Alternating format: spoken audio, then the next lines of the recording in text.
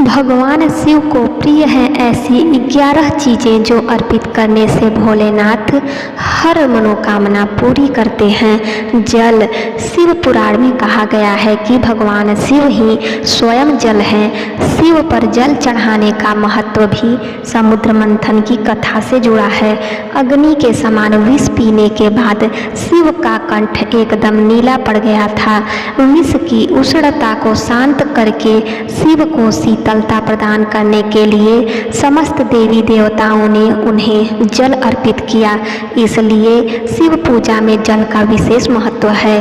बिल्वपत्र भगवान के 3 नेत्रों का प्रतीक है। बिल्वपत्र अतः 3 पत्तियों वाला बिल्वपत्र शिव जी को अत्यंत प्रिय है। प्रभु आशुतोष के पूजन में अभिषेक व बिल्वपत्र का प्रथम स्थान है। ऋषियों ने कहा है कि बिल्वपत्र भोले भंडारी को चढ़ाना एवं 1 करोड़ कन्याओं के कन्यादान का फल एक समान है। भगवान के 3 नेत्रों का प्रतीक है बिल्वपत्र। आंकड़ा शास्त्रों के मुताबिक शिव पूजा में 1 आंकड़े का फूल चढ़ाना सोने के दान के बराबर फल देता है। धतूरा भगवान शिव को धतूरा भी अत्यंत प्रिय है। इसके पीछे पुराणों में जहाँ धार्मिक कारण बताया गया है वहीं इसका वैज्ञानिक आधार भी है। भगवान शिव कैलाश पर्वत पर रहते हैं। यह अत्यंत ठंडा क्षेत्र है जहाँ ऐसे आहार और औषधि की जरूरत होती है जो शरीर को उष्मा प्रदान करे। वैज्ञानिक दृष्टि से धतूरा सीमित मात्रा में लिया जाए तो औषधि का काम करता है और शरीर को अंदर से गर्म रखता है, जबकि धार्मिक दृष्टि से इसका कारण देवी भागवत पुराण में बताया गया है कि इस पुराण के अनुसार शिव जी ने जब सागर मंथन से निकले हलाल हल विष को पी लिया तब यह व्याकुल होने लगे। तब अश्विनी कुमारों ने भांग, धतूरा, बेल आदि औषधियों से शिव जी की व्याकुलता दूर की। उस समय से ही शिव जी को भांग धतूरा प्रिय है। शिवलिंग पर केवल धतूरा ही न चढ़ाएं बल्कि अपने मन और विचारों की कड़वाहट भी अर्पित करें। भांग शिव हमेशा ध्यान मग्न रहते हैं। भांग ध्यान केंद्रित करने में मददगार होती है। इससे वे हमेशा परमानंद में रहते हैं। समुद्र मंथन में निकले विष का सेवन महादेव ने संसार की सुरक्षा के लिए अपने गले में उतार लिया। भगवान को औषधि स्वरूप भांग दी गई, लेकिन प्रभु ने हर कड़वाहट और नकारात्मकता को आत्मसात किया, इसलिए भांग भी उन्हें प्रिय है। भगवान शिव को इस बात के लिए भी जाना जाता है कि इस संसार में व्याप्त हर बुराई और हर नकारात्मक चीज को अपने भीतर ग्रहण कर लेते हैं और अपने भक्तों की विष से रक्षा करते हैं। कर्पूर भगवान शिव का प्रिय मंत्र है। कर्पूर गौरम करुणावतारम, यानी जो कर्पूर के समान उज्ज्वल है। कर्पूर की सुगंध वातावरण को शुद्ध और पवित्र बनाती है।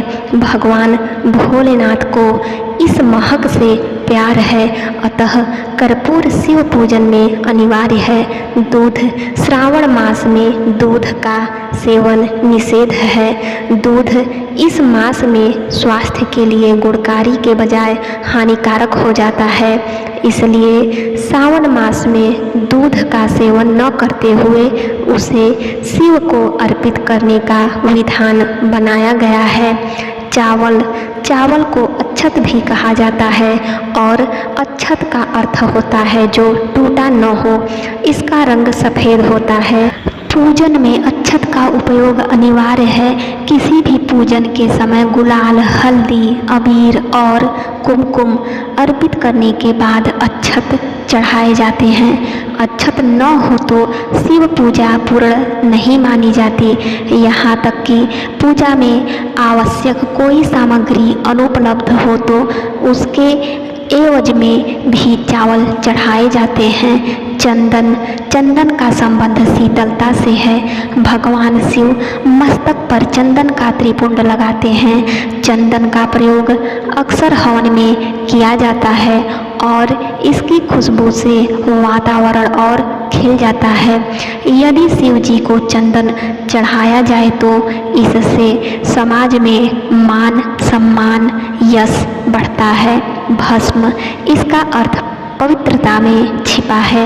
यह पवित्रता जिसे भगवान शिव ने एक मृत व्यक्ति की जली हुई चिता में खोजा है, जिसे अपने तन पर लगाकर वे उस पवित्रता को सम्मान देते हैं। कहते हैं, शरीर पर भस्म लगाकर भगवान शिव खुद को मृत आत्मा से जोड़ते हैं। उनके अनुसार मरने के बाद मृत व्यक्ति को जलाने के पश्चात बची हुई राख में उसके जीवन का कोई क्षण शेष नहीं रहता, ना उसके दुख, ना सुख, ना कोई बुराई और ना ही उसकी कोई अच्छाई बचती है। इसलिए वह राख पवित्र है, इसमें किसी प्रकार का गुण अवगुण नहीं है। ऐसी राख को भगवान शिव अपने तन पर लगाकर सम्मानित करते हैं। एक कथा यह भी है कि पत्नी सती ने जब स्वयं को अग्नि के हवाले कर दिया तो क्रोधित शिव ने उनकी भस्म को अपनी पत्नी की आखिरी निशानी मानते हुए तन पर लगा लिया, ताकि सती भस्म के कणों के जरिए हमेशा उनके साथ ही रहे। रुद्राक्ष, भगवान शिव ने रुद्राक्ष उत्पत्ति की कथा पार्वती जी से कही है।